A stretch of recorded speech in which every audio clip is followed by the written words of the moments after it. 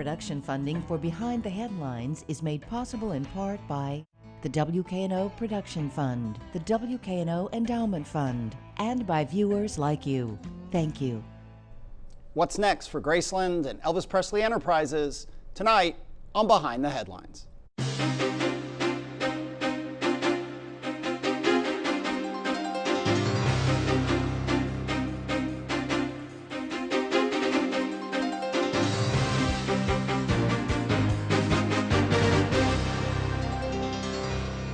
Barnes with the Daily Memphian. Thanks for joining us. I am joined tonight by Joel Weinshanker, the managing partner of Elvis Presley Enterprises. Thank you for being here. Thank you. Along with Bill Dries, reporter with the Daily Memphian. So thank you for doing this. It's great. You've been involved with, I think it's late 2013, we were talking a little bit before the show, that you and your group have been involved with. A little over 5 years. A little over 5 years. So all kinds of things to walk through. But I want to start really kind of big picture and generally. And I mean, a kind of goofy question, but I'm going to ask it. What is Graceland now? What is Elvis Presley Enterprises, and how is it different in Memphis than outside? Because there's Memphians, I think, tend to think of Graceland and as the house. But it's become much more, which we'll talk about. But outside of Memphis, what is it? Because you're from New York and got involved in this and got involved in all kinds of different things. So talk about that difference of the perceptions and realities of Graceland in its biggest sense. It's the second most visited private home in America, the White House being the first. And I think the difference is that I think more people from Chicago come to Graceland than people from Memphis. And we're actually trying to change that because, it is the center of pop culture in the world. We get tens of thousands of visitors from Australia, tens of thousands of visitors from the United Kingdom. And these people stay in Memphis 7, 10, 12, 14 days. So what we're doing is really trying to make this become a longer destination because, before we got involved, it was a stopover on going to somewhere else, going to Disney, going to New Orleans, going to the beach in, Panama City. And what we've really done, even in the last 3 years, is we've added 300,000 nights additional for people who are coming into Memphis specifically for Graceland, but then staying over. So instead of the hop over to Nashville, the hop over somewhere else, we're making Graceland, we're making Memphis that destination. So it really has become, everything that was great in America after World War II. If you think about, pop culture really started in America right after World War II by a small number of people who were, they weren't old enough to have served in the military, but they were born before the start of World War II. And they really created something that is beloved worldwide. When people say they love America, they're really talking about pop culture. Yeah. The Graceland itself now, in the broadest sense, is obviously the house, and people know the plane. It's also the guest house at Graceland, the big convention center type hotel. Absolutely. And what else? I mean, because you've been building and you've been adding, and then let's also talk about the movies and so on. And then, so again, what is Graceland in its broadest sense? So listen, it all does start with the mansion. My first experience when I was in my young 20s, I was an artist manager. I was managing a band that played the Mid-South Coliseum, and someone said, "Would you like a VIP tour of Graceland?" And I was a cocky manager, and we were a cocky bunch of kids, and we said, "Sure." And the only we had to do it very early in the morning because we had to be in Nashville by noon or something like that. And I was the first one through the door. They let us bring the tour bus up. We parked behind. I'm walking through the back door, and Aunt Delta, who was still living there, started yelling at me for being there early. And after the great moment, can't replace that. Through the tour, I became so humbled because you realize nobody lived a bigger life than Elvis. No one created more. No one changed more. I looked at all of these things that I never connected with Elvis, and it was just amazing. So it's really, I walked out of the door saying, my mind has been blown. I know what I want to do, for the rest of my life, and one of those things I want to do is be involved with Elvis. So it revolves around our mansion, but we built the largest hotel that's been built in Memphis in over 90 years. 4 Diamond Award, glowing reviews, just a great place to stay and affordable. Everything that we do has to be affordable for the masses. Then we built Elvis Presley's Memphis, a 250,000 square foot, I like to call it like a World's Fair concept, where you get to see and do all of these things. You get obviously his cars, his gold records, all of these things, but then you also see movie sets and television sets. We also have the best venue in Memphis. We have the soundstage, which we started having concerts in just about 6 months ago. And the reviews have been phenomenal. But the Violent Femmes, Violent Femmes, absolutely, were here just recently. And every artist, when you look at their Twitter, when you look at their Instagram, they say this is the best building we've played in years. Okay, and then very briefly, the movies in your Elvis Presley Enterprises involvement with Christmas at Graceland and so on. Yes. Go through that, and then we'll switch to Bill. So, we had talked to Crown Media that owns the Hallmark Channel. Hallmark is a really interesting entity. A lot of people, if you're a fan, you watch it 30, 40 hours a week, it appears. And you see these movies time and time again. They had something like 65 new Christmas movies every year. But if you're not, you say, well, I get the greeting cards. I guess they have a channel. It's wonderful. But when I started investigating, you looked at it, what they did was really beautiful. So we pitched them on this concept of doing these movies. I'm very involved from the start. I'm an executive producer on all the films. I work with the scripts, work with talent. And what we did is not only did we want something for Graceland, but we wanted something for all of Memphis. And it started with one movie that we filmed last year that came out Christmas time last year around Thanksgiving. It was the #1 show of cable television of the entire week. It beat every football game, it beat every basketball game. It was one of the biggest Hallmark movies of all time. So now we have a longer deal that's actually getting extended again. We filmed a wedding movie that's going to air next week, actually, first week in June. We've got another Christmas movie coming, and we have more after. But part of what we did was we made the soft requirement that half of the movie had to be filmed outside of Graceland, because everything that we do at Graceland can't just be for us. We don't succeed unless our community succeeds, and our community is Whitehaven, our community is Memphis, our community is Shelby County.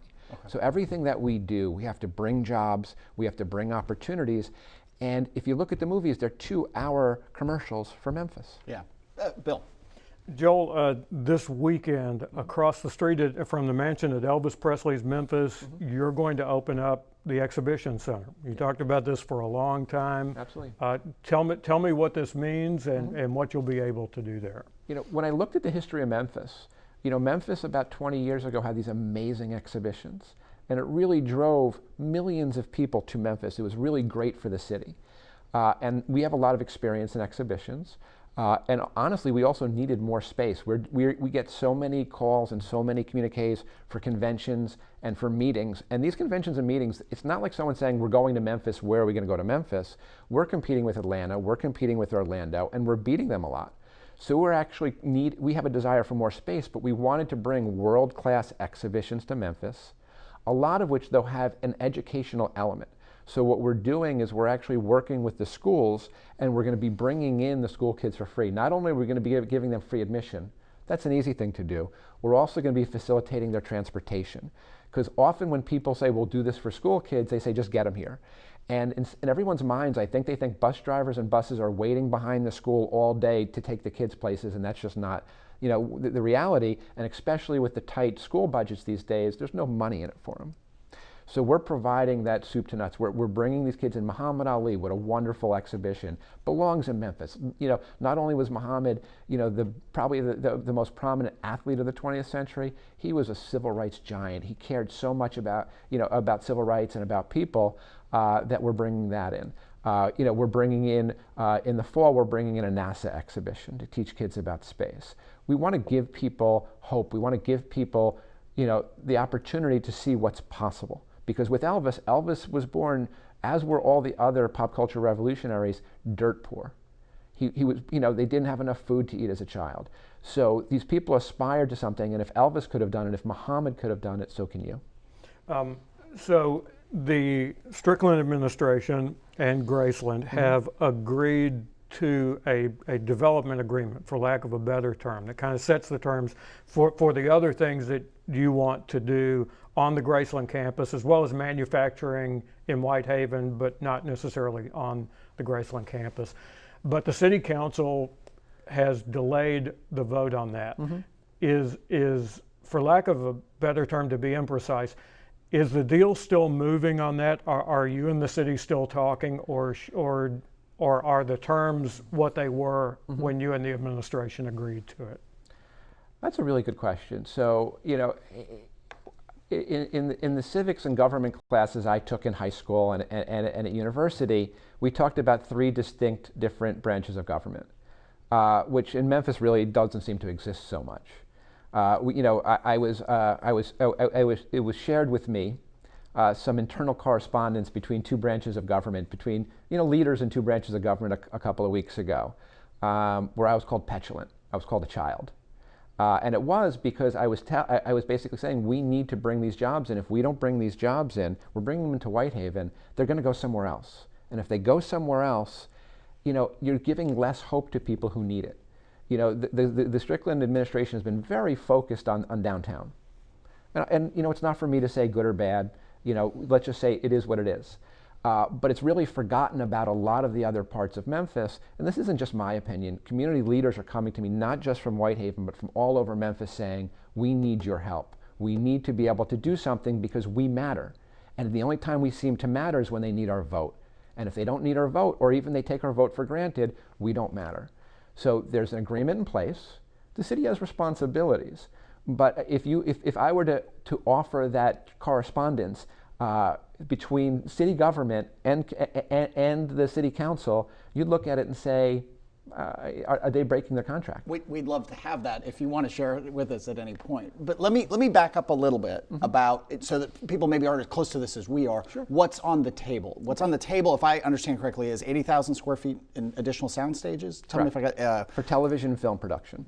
Right. The RV park being relocated and expanded, 30 guest cabins, retail and exhibit spaces expanded, hangars for the display of the jets, and the manufacturing and distribution facility. And the addition to the hotel. Okay, and the additional hotel. Thank you. And so for that, what you're asking for some amount of incentives from or blessed by the city. Is that correct? Absolutely. But here's the reality. So beyond all of the headlines, beyond all of the nonsense, everything that we do comes back to us. So we have to put the money up. Like with the hotel, I couldn't get a bank in America to finance the hotel. They looked at Graceland and said, Whitehaven? They even said Memphis. They would have given me the money to build an Elvis-themed hotel in Nashville, maybe downtown, but never in Whitehaven. So I actually had to put up all the guarantees around the hotel were my personal guarantees, down to my home. So obviously it's turned out reasonably well, but everything that we build, the city and county actually make more money to it. So they're really not guaranteeing. We get a little bit of the uplift in the taxes, but the city and county get the majority of it. What does that equal? So when we built the hotel, there were no guarantees. So in a public TDZ, let's take the aquarium. If the debt service needed to pay, from the taxes doesn't come, the city's on the line for it. The FedEx Forum, the city's on the line for it. With our TDZ, because it's private, the only one who's on the line is us. So this is a mix of, without going too deep, and Bill has written about it, and people can go to the Daily Memphian and other places to get some of the the minutia of this. But we're talking about changes to the TIF that funds the incremental revenue from city and county property taxes within the zone around Graceland, talking about changes to the TDZ tax revenue, and talking about pilots, right? The three main ones that Memphis and Shelby County and Tennessee use for this kind of thing. And there's really no change in the TDZ. This is really about allowing us to build and about a small change in the TIF. But the reality is every time we build, more money goes in the coffers. So in 2018, just from the hotel, Memphis and Shelby County will get $2.5 million more in tax revenue than they did before we built the hotel. Is that all property tax revenue, or is that property and sales? And sales tax. And sales tax. How much money for this next phase of things we talked about, give or take, how much money are you, as Elvis Presley Enterprises, you personally, whatever, however you want to frame that, putting up? An additional $100 million. Okay. All of our money, there is no check being written. This is all a fallacy. There is no, and every time we do it, and it's very easy to put on a piece of paper, Memphis and Shelby County make more money direct. That doesn't amount for the indirect for everyone else coming and staying at the Peabody, staying at the Holiday Inn, staying at the Sheraton. That doesn't count. That direct revenue. The city and county make money every time we do it because they share in the wealth. What is there, I'm going to go to Bill and say it with 10 minutes here, then what is the resistance? Jason Wexler. Okay, so now we're going to go to the arena. So this gets into the arena, the non-compete of the FedEx Forum. Correct. But I thought the arena, the mid-sized arena that falls into this non-compete that the city has with the FedEx Forum, what is it, 6,500? That's not on the table right now. No. Are you trying to get it back on the table as part of this negotiation? Not at all. But Bruce McMullen, who's the chief legal officer of the city, which is very odd. This is the largest city in America that doesn't have a full-time chief legal officer. And when you have somebody who's a partner in a private firm, and when you have somebody who doesn't work for the city all the time, you really have to question what are the issues, what are the problems. And I know that there's several city council members who actually want to put forth a bill to require the chief legal officer to be full-time and not have a private practice as well. We'll give Bruce at some point a chance to respond to that. Absolutely. He's a partner at Baker Donaldson, one of the big Tennessee firms. But back to the arena. Yes. So you think the city is putting the arena, or Jason Wexler from the FedEx Forum, he's president of the Grizzlies, and from the beginning has run the whole show. So Bruce has basically stated to numerous people that no matter what we do at Graceland, Jason Wexler has to sign off on it. So the fallacy now is that we could somehow turn these sound stages that are only 20,000 square feet each, and as has been reported, you can only fit, by fire code, about 1,700 people in a 20,000 square foot building.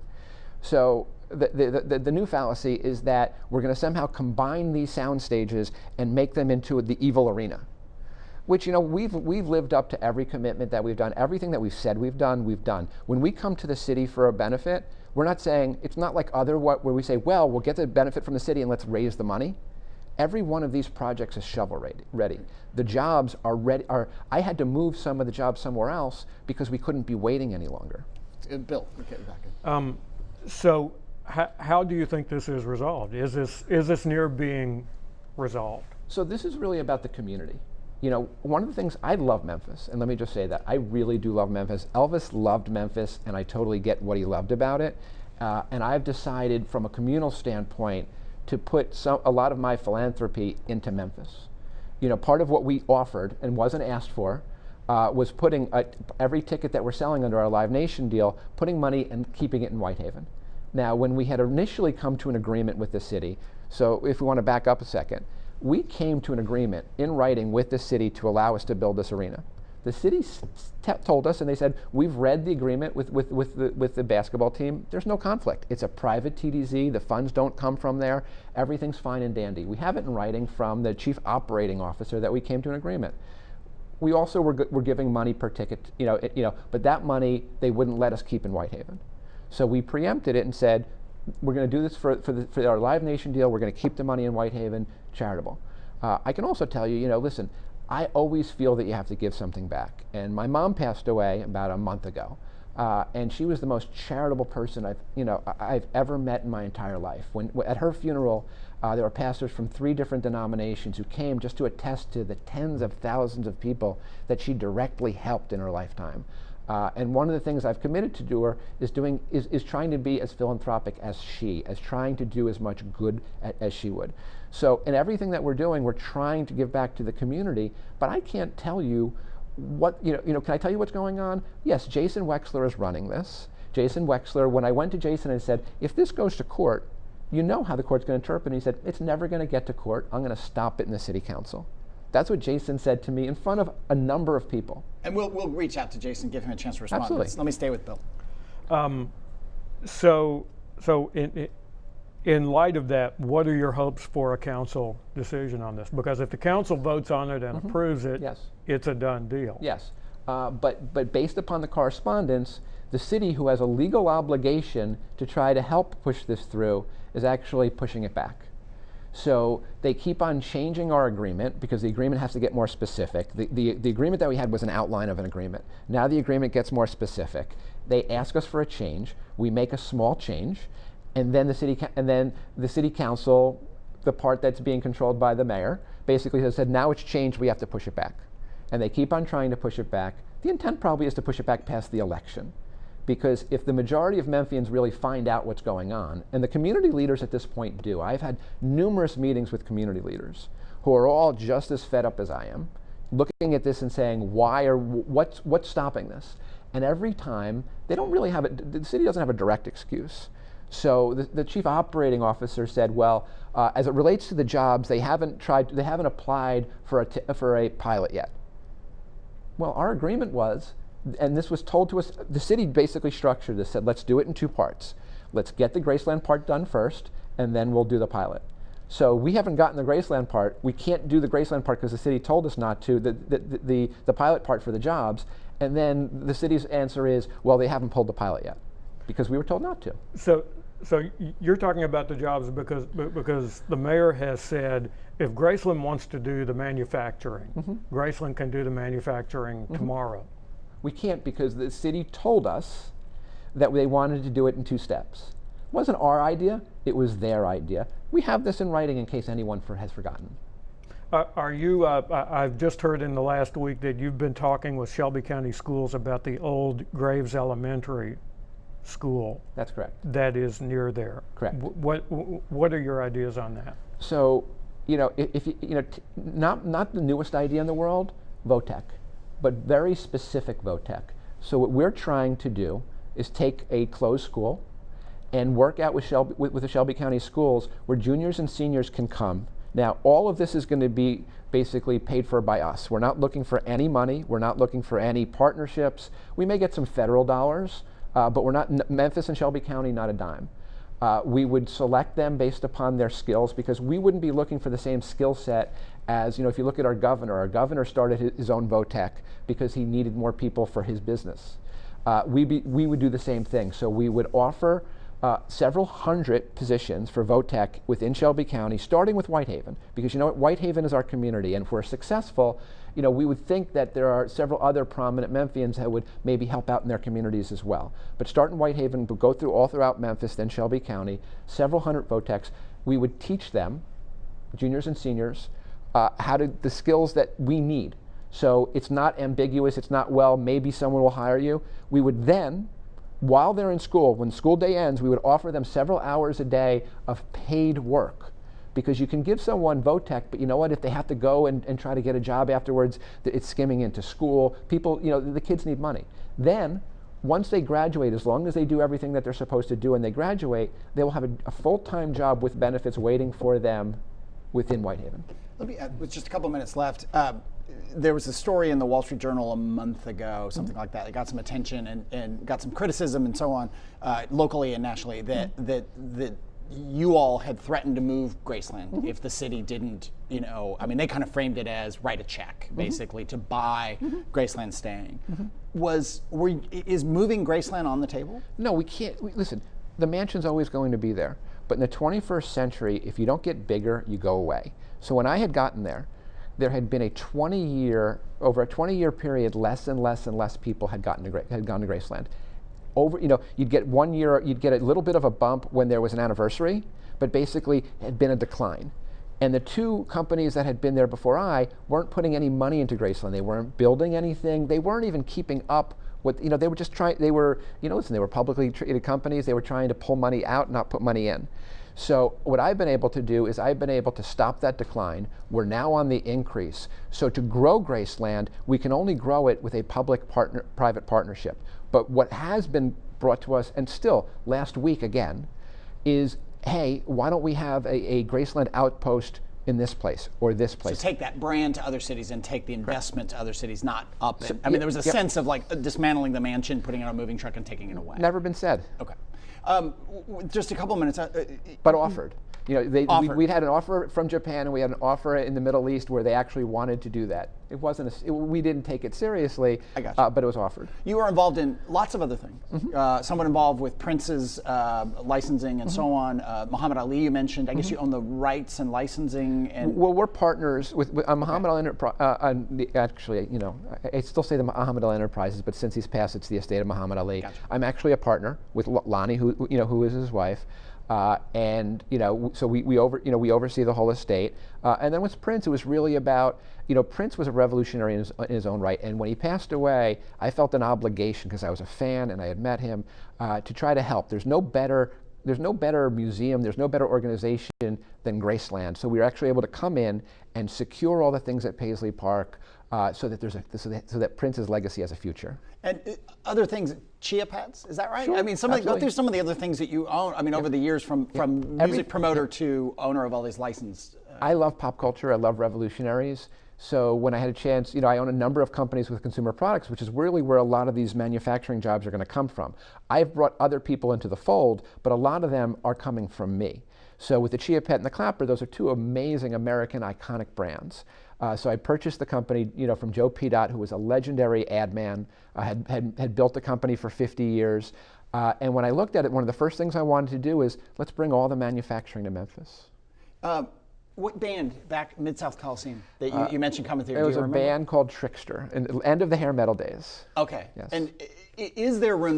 We could do a whole show on this, but Absolutely. from your point of view, you say you're not pushing for this arena of the Mid-South Coliseum size and all that, but is there room for and a market for an arena of that size of 6,000 to 7,000 seats? 100%. So what you have to remember is, if you look at the shows we're bringing, Violent Femmes and all of the other shows, we've got Pat Benatar coming, we've got Melissa Etheridge coming, we're going to be doing something really substantial with the E Street Band that's coming up.